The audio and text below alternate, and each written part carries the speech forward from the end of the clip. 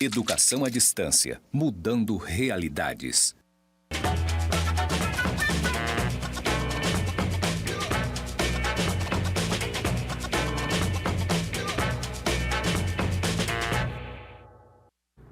Olá, alunos! Sejam bem-vindos à nossa quarta web aula da disciplina de Conceitos Básicos de Matemática e Estatística. Sou o professor Rafael Ninck e estarei com vocês durante todo o desenvolver da disciplina. Nessa aula de hoje, em especial, vamos falar um pouco sobre as figuras geométricas. Então, introduzir um novo bloco de conteúdo na nossa disciplina, que é a parte da geometria.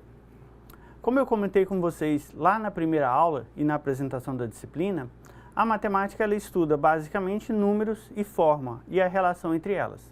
Quando digo forma, me refiro ao espaço e tudo que eu posso representá-lo dentro desse espaço. A aula de hoje utilizará como base o livro de Fundamentos de Metodologia de Matemática, que está disponível lá na minha biblioteca e o link também consta lá no nosso ambiente virtual de aprendizagem. Então, façam a leitura antes de assistir essa videoaula. Então, se você ainda não leu, pausa, vai para o ambiente virtual de aprendizagem e tem acesso a esse material. Leia o material das páginas 121 a 156. Então, bora para os slides. Inicialmente falamos, quando nos referimos a números, a organização de números, a comparação de números, e introduzimos o conceito de unidades de medida, de grandezas. Então, grandeza é tudo aquilo que a gente pode medir. Mas o que é unidade de medida? O que são unidades de medida? Segundo Dias, o ato de medir é um importante instrumento para o progresso da humanidade, pois o método científico se baseia nos experimentos cujos resultados traduzem em medidas. Isso do ponto de vista de evolução da nossa ciência. Mas o ser humano ele já começa a medir objetos a partir do momento, por exemplo, que ele precisa cultivar a terra. A partir do momento que ele precisa construir um abrigo ou produzir as suas próprias roupas. Então, o ato de medir é inerente à prática humana, à prática de vivência e convivência humana. E quando a gente fala de medidas, nos referimos a todas as unidades que a gente pode medir, seja de comprimento, seja de volume, seja de capacidade, seja temperatura. E essas medidas se evoluíram com o tempo. Por exemplo, a medida de comprimento, medir uma distância, partiu-se a partir de uma comparação com um referencial. Então, inicialmente, medir uma distância, utilizava-se parte do corpo para identificar a medida. Eu andei tantos passos, o comprimento da palma da minha mão multiplicado por 3 vezes. E a partir dessa evolução, se padronizou algumas unidades de medida. Por exemplo, uma polegada, 2,54 centímetros. Um pé, 30,48. Uma jarda, 91,44.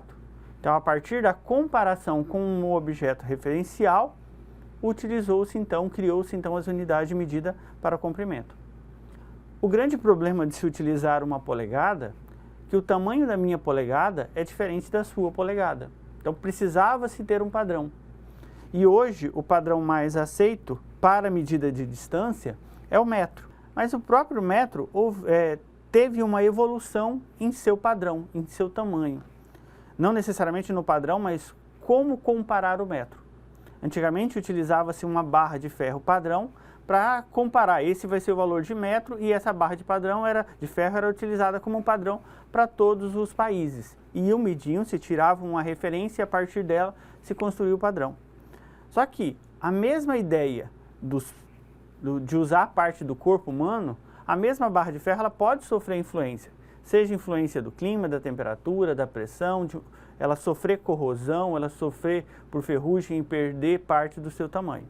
Então era necessário ter uma unidade ou uma forma de medir esse tamanho de metro, que não sofresse alteração com o tempo. E aí, para adotar como referência para o tamanho de metro, utilizou-se como padrão um arco terrestre, ou seja, o comprimento de um arco terrestre em volta da Terra até Paris, e aí pegou-se a 10ª parte desse arco para ser chamado de metro. Então, o metro que conhecemos se baseia nessa medida, a 10ª parte do arco que circunferencia a Terra na região de Paris. Porém, mesmo o arco terrestre ele pode sofrer influência das temperaturas. Se a temperatura aumenta muito, aumenta o derretimento de calotas polares no Polo Norte, Polo Sul, aumenta o nível de água no oceano, automaticamente aumenta o tamanho do arco. E aí eu vou perder a referência de tamanho de metro. E hoje, o padrão utilizado para o metro refere-se ao trajeto que a luz percorre no vácuo durante o intervalo de 1/299.792.458 segundos dentro de uma substância química que tem esse deslocamento fixo, certo? E esse é o padrão que a gente utiliza para o metro. Então eu sei que não vai sofrer influência do tempo e nem da temperatura, já que a luz ela percorre numa velocidade constante se você tiver um meio controlado. Tá?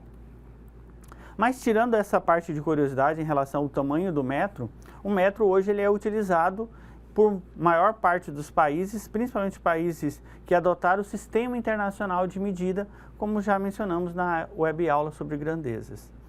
Exceto alguns países como Estados Unidos, Inglaterra, que utilizam o sistema imperial, não se adota o metro como referência. Mas mesmo não adotando o metro como referência, já no meio científico, o metro é referência para medida de comprimento. Até porque utiliza o sistema decimal, os múltiplos de metro seguem a base decimal, então facilita para cálculos e representações. E aqui, projetado no slide, temos outras unidades de medida, como, por exemplo, a medida de massa, quilograma, tempo, segundo, capacidade, litros, corrente elétrica, temperatura, e outras medidas que a gente pode tirar a partir dessa, por exemplo, força, etc. Certo? Então, um bom experimento para você trabalhar com unidade de medida com uma criança é trabalhar, por exemplo, com uma cozinha experimental. Quando você vai para uma cozinha experimental, vai confeccionar, produzir um determinado produto dentro da cozinha, você certamente vai trabalhar com diversas unidades de medida. Por exemplo, se eu estou fabricando um bolo, por exemplo, eu vou ter uma quantidade de leite, eu vou ter uma quantidade de ovos, vou deixar o bolo no forno por tantos segundos, a uma certa temperatura. Então, a simples prática de você levar esses alunos para uma cozinha experimental, você vai conseguir trabalhar com diversas unidades de medida no mesmo ambiente. E além disso, trabalhar com essas unidades de medida pode ser feito dentro de sala de aula. Por exemplo, pedir que os alunos meçam o tamanho da sala de aula, usando ou o corpo, por exemplo, os pés, ou o braço, percorrendo o comprimento da sala, e aí comparar com os demais alunos, até para que eles identifiquem que utilizar o corpo como unidade de medida pode ser útil, mas eu não consigo ter uma padronização, já que cada corpo vai ter um tamanho diferente. Pode-se utilizar, por exemplo, objetos como referência, tantas canetas de comprimento. Então, explorar a medição utilizando ferramentas, seja improvisadas, também é um ato de você trabalhar com essas unidades de medida. E lá na Base Nacional Curricular, além de trabalhar conceitos numéricos, ela traz que alguns campos de experiências que pode se trabalhar dentro da disciplina de matemática é a noção de espaço, de tempo, de quantidade, de relações e transformações. E todos esses conceitos não são exclusivos da geometria. Por exemplo, quantidades, a gente vai ver isso dentro de álgebra, a gente viu com contagem, a gente viu com a parte aritmética, mas também pode ser aplicado dentro do conceito de geometria. Por exemplo, mensurar o comprimento de um espaço, calcular o tempo de deslocamento dentro desse espaço, refere-se aí à unidade de medida velocidade, a quantidade de passos que eu utilizei para medir uma sala de aula, a relação entre comprimento, largura, entre figuras geométricas que a gente vai ver mais a seguir no slide. Tá? E as transformações. Por exemplo, se eu tiver uma figura retangular, eu posso fatiar essa figura retangular na diagonal e eu tenho dois triângulos, outras figuras. Então eu consigo transformar uma figura pela fragmentação em outras figuras, ou pela junção em outras figuras. E aí conhecimentos como matemática, como contagem, ordenação, relações entre quantidades, dimensões, medidas, comparações de peso e de comprimento, avaliação de distância, reconhecimento de formas geométricas, conhecimento e reconhecimento de números cardinais e ordinais pode estar vivenciado numa prática quando você trabalha os conceitos de geometria. Por exemplo, contar a quantidade de lados de uma figura geométrica, ordenar os lados do maior até o menor, ou ordenar as figuras pela quantidade de lados, classificar essa pela quantidade de lados, a relação entre dimensão, qual figura é maior, como mensurar a área de uma figura, como avaliar a distância entre dois pontos dentro de uma figura. Então, todos os conceitos que são numéricos, que podem vir a ser numéricos, podem ser quantificados, também estão relacionados à forma, ao espaço. Tá? E aí, quando a gente fala de medir, a gente precisa ter, então, equipamentos que a gente possa medir, já que a gente viu que utilizar simplesmente um dedo não vai te garantir uma precisão, não vai ser possível você transcrever essa medida para outra pessoa. Então, utiliza-se alguns instrumentos de medida.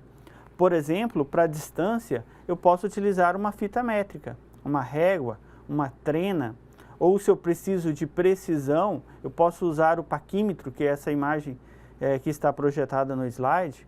Se eu quero medir ângulos, eu posso usar um transferidor. Se eu quero medir massa, eu posso usar uma balança. A temperatura, termômetro, ou a pressão sanguínea, usamos o esfigmomanômetro. Se eu quero medir a intensidade de chuva, o pluviômetro, se eu quero medir a intensidade de uma corrente elétrica, tem diversos instrumentos para cada tipo de medida que eu quero. Uns garantem maior precisão e outros menor precisão. Por exemplo, uma fita métrica vai garantir uma precisão menor do que um paquímetro. Então, se eu quero garantir uma precisão maior, eu vou utilizar um paquímetro para medir a distância, principalmente de objetos pequenos. Então, essa é uma excelente sugestão para quando você quer trabalhar, por exemplo, a noção de medida. Levar diversos instrumentos de medida e pedir para os alunos utilizar essas ferramentas. Por exemplo, uma trena, uma fita métrica, um paquímetro. Pedir, por exemplo, para eles mensurarem qual seria o comprimento da circunferência de uma bola, usando só a visão, só a estimativa, utilizando uma régua, que aí eles vão ter o trabalho de tentar girar essa régua em torno da bola, ou usar, por exemplo, uma fita métrica e verificar qual vai garantir uma maior precisão. E a importância de você ter precisão em determinadas situações. Tá? E a percepção espacial e as habilidades de exploração e localização espacial pode ser trabalhada usando conceitos de geometria. Seja a relação espacial, estar dentro, estar fora. Por exemplo, um ponto está fora da figura, esse ângulo ele está interno à figura, ele está dentro da figura, ele está fora da figura. Qual que é a base maior, a base menor, qual a base está em cima, qual a base está abaixo, qual a face do dado está para cima, qual a face do dado está para baixo. Trabalhando essa noção espacial a partir ou de sólidos geométricos ou mesmo até a posição do aluno em relação a um outro objeto.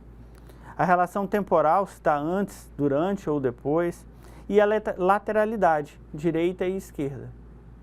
Conceitos que podem e devem ser trabalhados lá na educação fundamental. A figura direita, a figura esquerda, a lateral à direita, a lateral à esquerda. Tá?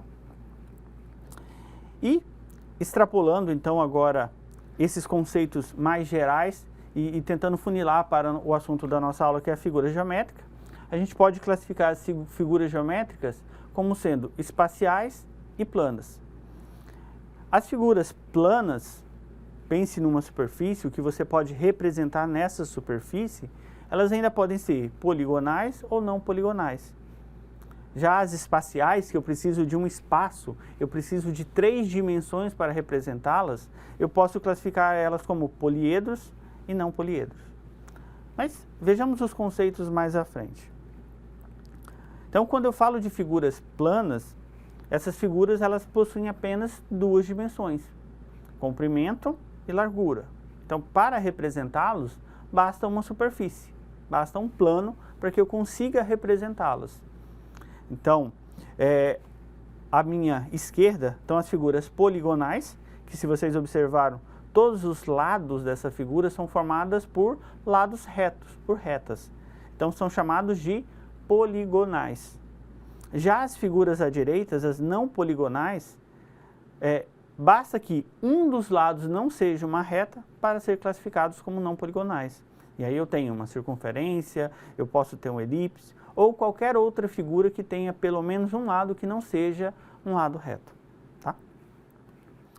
Além disso, a gente pode classificar esses polígonos de acordo com a quantidade de lados.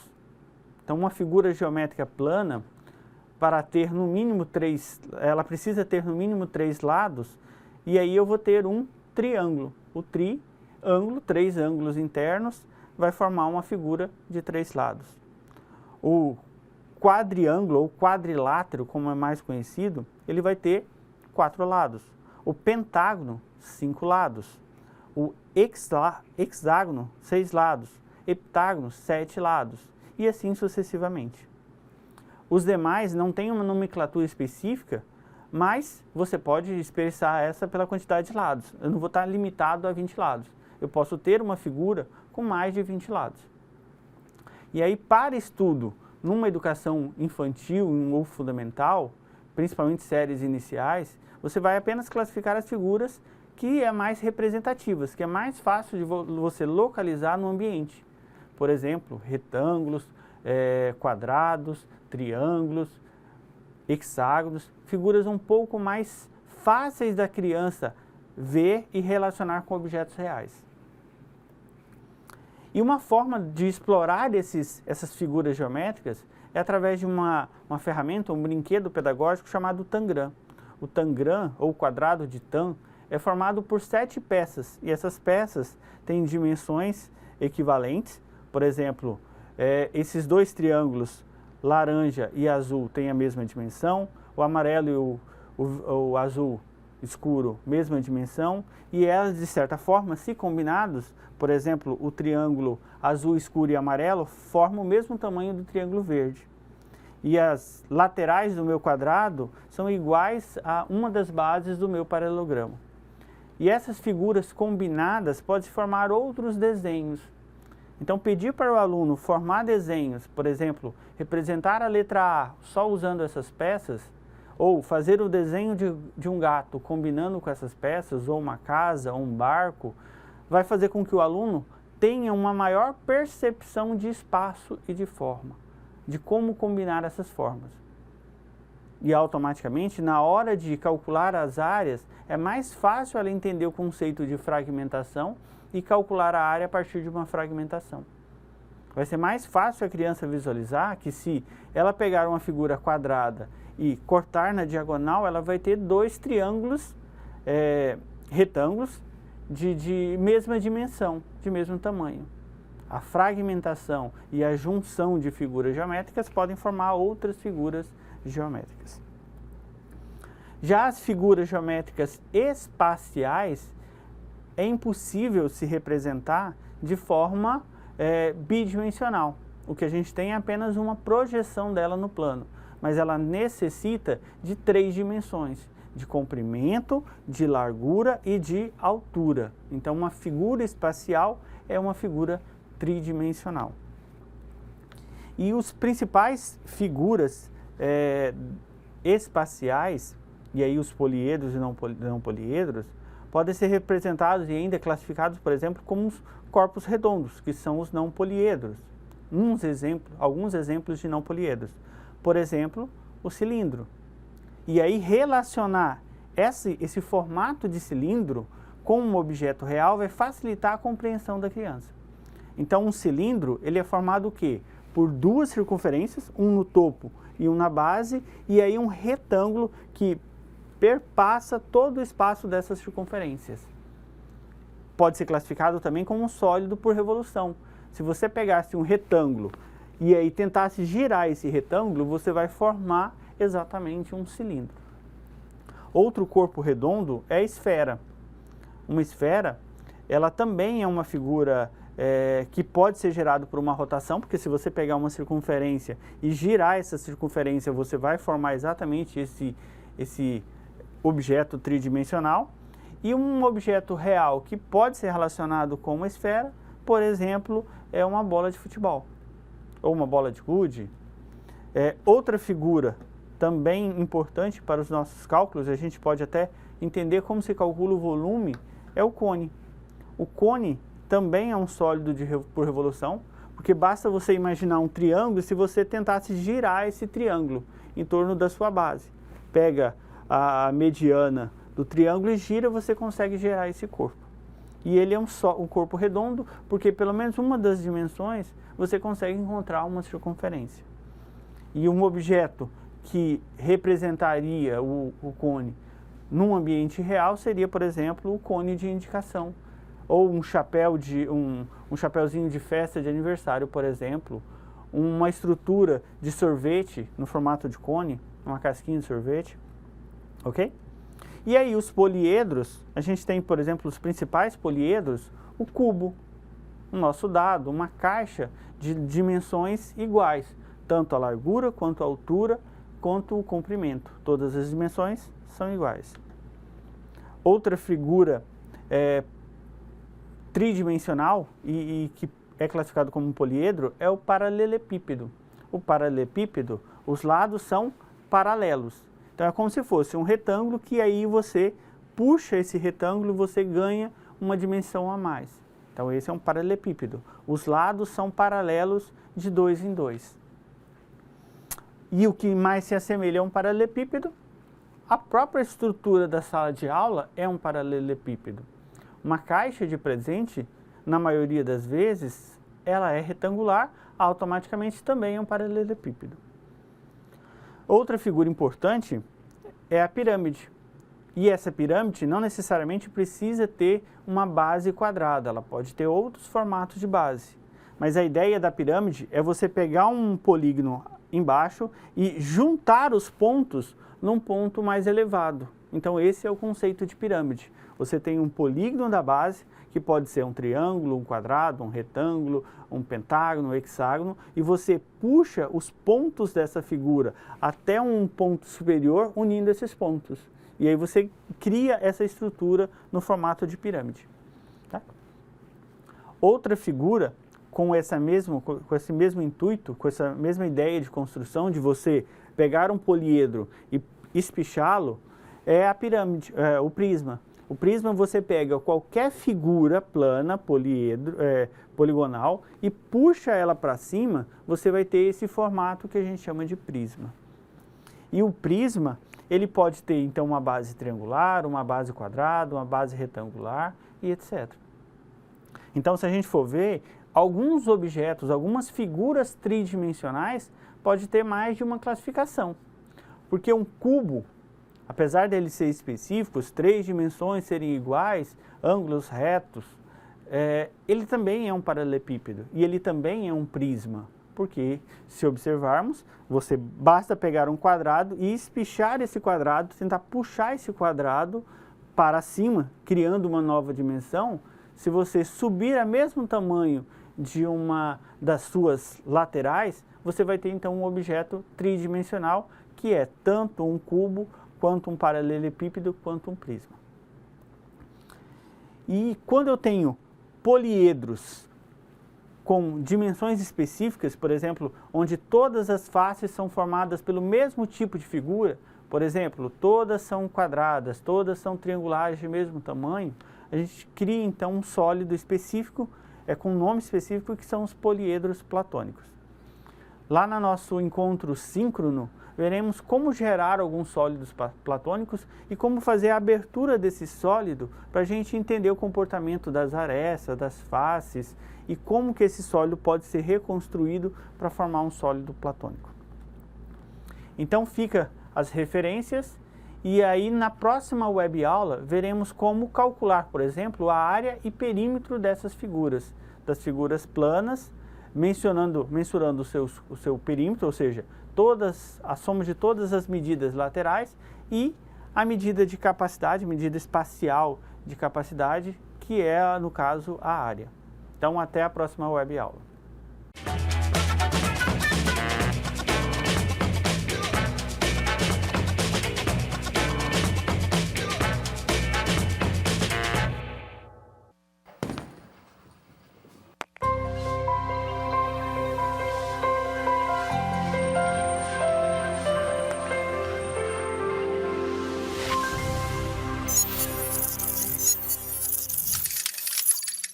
Educação à distância, mudando realidades.